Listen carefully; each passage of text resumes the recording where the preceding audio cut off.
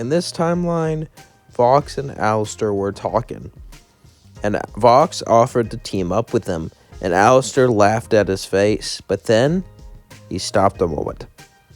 He realized that he needed someone his entire life, and hell, be strong, and Vox was doing the same thing. It would be hypocritical to laugh at him. He was hurt by this. He thought Vox was better than him, and the fact that he would make the same mistake made him angry. But Alastor would say, "I'm sorry, I can't team up with you. Someone else. I'm trapped, Vox." Vox would say, "What do you mean trapped?" He generally looked sad as he smiled. "I'm not like you. I don't have a bright future." As then he left. Vox would still be sad and hurt in this timeline, but he wouldn't hate Alastor because it seemed genuine, and they would both go out through their lives. As Vox and Alastor would see each other every once in a while, and they still were somewhat friends. They weren't like best friends, but they didn't hate each other in this timeline. And Vox probably wouldn't go with Velvet or Valentino, but if he didn't do that, everything would be so much different. It wouldn't even be about their relationship anymore. So I'm going to have him do that, but it's not as strict in this timeline. He's not like trying to control them 24/7 or manipulate them. He's just doing what he does best. And he's more like a chill person. And he's not even that jealous of Angel. He's so hangover on Valentino because of how Alastor ruined his life. That didn't really happen in this timeline. He's still evil. He was never good. But he's not as pure evil as he was before, if that made sense. As the decades pass, eventually we cut to after the pilot when Alastor moved into the hotel. When Alastor would get a call. As Vox called Alastor would pick it up and say, "I don't like phones and that new technology." Vox would say, yes, I know you like to live in the Stone Age with your little pathetic radio. Listen up. I tell you're in that little hotel. One of my clients isn't too happy about Angel staying there. Alastor would say, yeah. But you're not the boss of me. I know, but who cares about that? Let's have dinner. Alastor would say, it's been a century. A century? Don't you mean decade? Yeah, same thing. As they would tease each other. As they agreed to dinner, Vaggie would say, "What was that?" As then Alastor would say, "I'm going to go out to dinner with my friend." Charlie would say, "Oh, okay. You just kind of went here." But Alastor then smirked as he left. As he decided not to tell him it was Vox, he knew there was going to be drama. But even though there was drama between them, they didn't really care. They hanged out. And Vox was always intrigued why Alastor was trapped. He tried to figure it out, and he was so close to it. He wanted to free his friend. Maybe if he did, he could join him. Maybe if he did, he can be with him. As Alastor and Vox went out to dinner. As Vox and Alastor went to dinner, they had a discussion. As Vox and Alastor would talk, Alastor would say, "So, it's nice to see you after all this time." Vox would say, "Listen, Alastor, I know you're trapped, but I can help you. Alastor would say, "Stop it. You're only gonna get yourself hurt. You don't know what I'm into. Just leave me alone, dear friend." As Vox would then sing with him, "But I want to help you. We can just be friends. Why can't you just let me help you?" As they sang, Alastor would say, "It's probably best that you go." Vox knew that Alastor was protecting him, but he didn't care. He wanted to figure out what was going on. He needed to figure out what was going on, so he left. But he wanted to save his friend, so he would do what he had to do. As Valentino would talk to Vox, he would try to talk him out of it. Vox had cameras all across the hotel. Vox was watching everything. As Valentino would say, "Can you stop this?" Vox would say, "What do you mean?"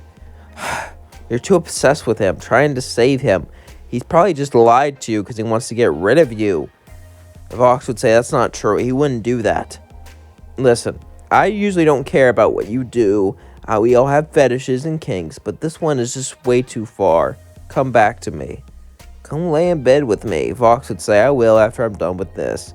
Valentino would sigh as he simply just walked away. As Vox would sigh too.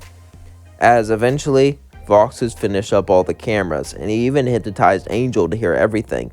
If there was even a little bit of chance of saving Alastor, he would do it.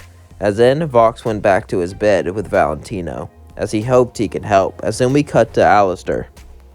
As Alastor would smirk, he would sit down. He knew Vox was watching him. You see, he knew that Vox liked him, and he liked him too. Not like that, but he did kind of find a charm to him. And he was waiting on him, banking on him to save him. He could have pushed him away, could have made him bitter. Maybe that would have made him better, but he couldn't do that to his friend. As he sat down and drank tea, Charlie would walk in and say, "So, I heard you had a meeting with Vox. What was that about?" Charlie would say, "You know, that, well, nothing really matters. Except for the hotel safety. At least that's what Baggy says. And you going out with Vox isn't really a good idea." Alastor would say, "He's my friend. Is the hotel about redemption?" "Well, yeah. See, wouldn't you be a hypocrite to try to stop me, darling?" Charlie was shocked. Alastor was very eloquent about this and stood very firm. As Charlie would say, "Why do you like Vox so much anyway?" Alastor would say, "I don't like him. He's tacky, annoying, but he's powerful, and I respect that. And he has something for me. Something that I like about him. He's special. You can go now." Charlie would then walk away, shocked. As Vox watched this, he cried, as he must save his friend, as he kept the cameras everywhere, as we would cut far ahead to after the battle with Adam. Vox watched in horror, as he thought Alastor died for a moment. For this moment, he would actually cry. He would walk up and sit in his room, shaken. For so long, he wanted to free him. For so long, he wanted to help his friend. Even though he had two, kind of friends here, it wasn't enough. He needed him. He needed to help him. As Valentino would say, "Are you moping about him? You know he's alive, right?" "He's alive? Oh, thank Satan." As Velvet would say, "You're hopeless," as he would walk down. Vox would say, "Oh yeah, well, shut up." As then he sighed. But then he would watch the cameras. As he planted a camera on him once, without telling him, he would see who truly owned his soul. Rosie. And that's where he got his plan for vengeance. Alastor couldn't tell Vox straight up because of the deal. However, he didn't have to tell Rosie everything. The deal worked was he couldn't tell anyone that something that she didn't know. Other than that, he was allowed to talk freely. Unless she asked about it, he didn't have to tell her or tell anyone. Of course, now that Vox knew, he'd have to work up with a plan to get rid of her. So that's what he did. He worked tirelessly, preparing something. As Vox would walk up to Alastor, Alastor would look at him, and Vox would say, "Take my hand." As he would grab him. "Let this happen. It's the only way." Vox would begin to absorb energy from Alastor. As Alastor fell to the floor, he began to shake, as he was no longer the strongest in hell. As suddenly the contract was broken, and he was free. As then, Vox would give him energy right back. As Alastor would say, "Thank you, friend. But there's one thing we must do." Vox would say, "Hell yeah," as they would hold hands and slowly walk to Rosie's place. As Alastor and Vox would walk, they would walk with an army of robots. As an army of cannibals had the town, they would attack it, destroying everything in their wake for Rosie herself to appear. As she would sing, "Now that you're free, you think you can pull the shots. Now that you're free, you think you have everything down. Now that you're free, you can be your little boy toy all around." Vox would say, "Don't call me that." Alastor would say, "Yeah, that's not what we are."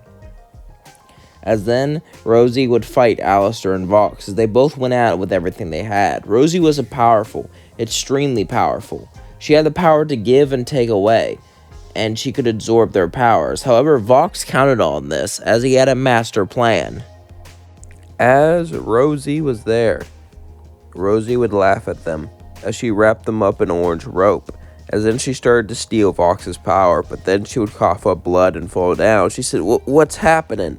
Vox would laugh and say, "When a sinner dies, they simply respawn. You're no sinner. I don't know what you are, but you're pretending to be one." As Rosie started to die, her true form showed, as her skin turned red, as she was a hellborn demon. As then Vox and Alastor stood up when the ropes disappeared. As Vox began to cough up more blood, "Let's die together, Rosie," as he started to laugh. "You're insane." As then she fell down. As they both just looked at each other, as they coughed up more and more blood, Alastor would say, "Thank you, Vox. You were a good friend. I'll see you when you respawn." Vox would say, "No problem." As then they would hold hands for a second. As Vox died, as Rosie would say, "I never thought you would get in physical contact. Why do you like him so much?" Alastor would say, "Because he's strong. Because He's a friend. As Rosie died, Alastor would walk away as he learned the true value of friendship.